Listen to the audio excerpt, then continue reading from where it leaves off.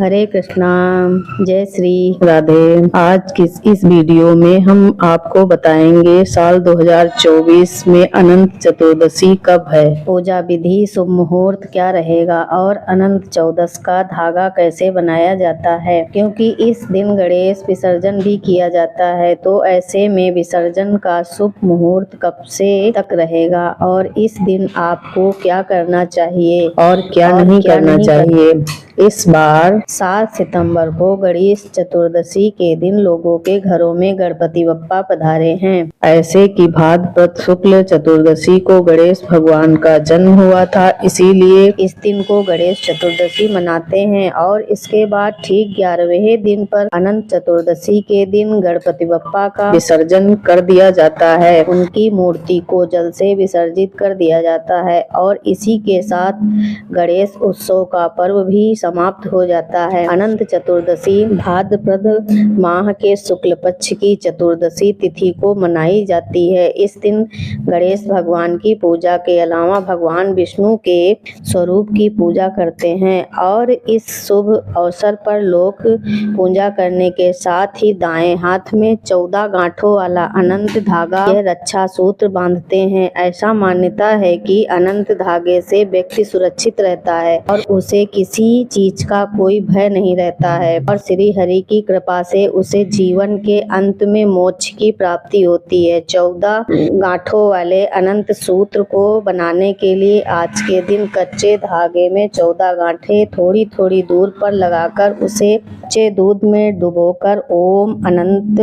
का जाप करते हुए भगवान विष्णु की और धागे की विधिवत पूजा करनी चाहिए। और उसके बाद इस अनंत सूत्र को पुरुषों को अपने दाएं और महिलाओं को बाएं बाजू में बांधना चाहिए। आपको बाजार में भी बने बनाए यानी 14 गांठों वाले अनंत सूत्र मिल जाएंगे, जिन्हें आप विधि विधान से पूजा करके अपनी बाजू में बांध सकते हैं। ध्यान रखें कि अनंत सूत्र को केवल हाथ या गले में ही धारण किया जाता है। गांठ में श्री नारायण के विभिन्न नामों से पूजा की जाती है। पहली गांठ में भगवान अनंत, उसके बाद ऋषिकेश, पद्मनाभ, माधव, बैकुंठ, श्रीधर, त्रिविक्रम, मधुसूदन, वामन, केशव, नारायण, दामोदर और गोविंद की पूजा होती है। आप हर गांठ लगाते इसमें इस प्रकार कह सकते हैं, ओम अनंताय हम ऋषिकेशाय नमः। ऐसी मान्यता है कि अनंत सूत्र बांधने के बाद इस दिन व्रत रखने के साथ साथ अगर कोई व्यक्ति श्री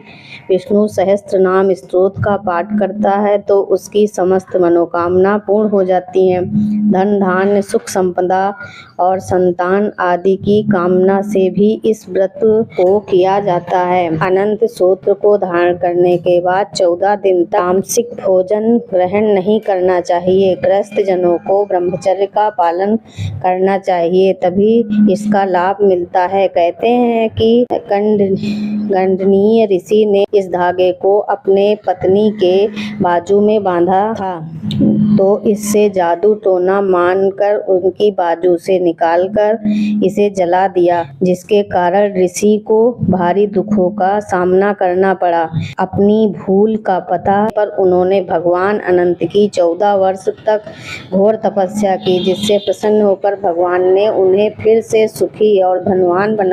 अनंत सूत्र को वैसे तो 14 दिन तक बांधा जाता है, लेकिन कुछ लोग अगले साल की अनंत चतुर्दशी तक यानी पूरे 1 साल तक भी इस धागे को धारण करते हैं। अगर आप ऐसा न कर पाए तो आपके लिए भी अनंत सूत्र को बांध सकते हैं। विसर्जन आपको विधि विधान से करना होगा, जिसके लिए आप इस धागे का भूमि विसर्जन कर सकते हैं, यानी कि किसी पवित्र साफ जगह में गड्ढा खोदकर उसमें इस धागे को दबा सकते हैं। ध्यान रखें कि जिस दिन आप इस धागे को खोलेंगे उसके आप अगले चतुर्दशी आने तक इसी साफ पवित्र जगह पर संभाल कर रखते हैं। अगर साल जब अनंत चतुर्दशी का त्योहार आए तब आप पहले इस धागे को विसर्जन करेंगे, उसके बाद नए धागे की पूजा करके अपने बाजू में धारण करेंगे। इस धागे का आप कलाई में, बाजू में या गले में धारण कर सकते हैं। इस बार चतुर्दशी तिथि प्रारंभ होगी 16 सितंबर दोपहर 3:11 से और 17 सितंबर मंगलवार की सुबह 11:44 तक तिथि समाप्त होगी। इसीलिए इस बार 17 सितंबर मंगलवार के दिन अनंत चतुर्दशी का पर्व मनाया जाएगा। इसी दिन गणेश विसर्जन भी किया जाएगा। दोस्तों, यह वीडियो आपको अगर अच्छा लगा हो तो लाइक एंड सब्सक्राइब करें।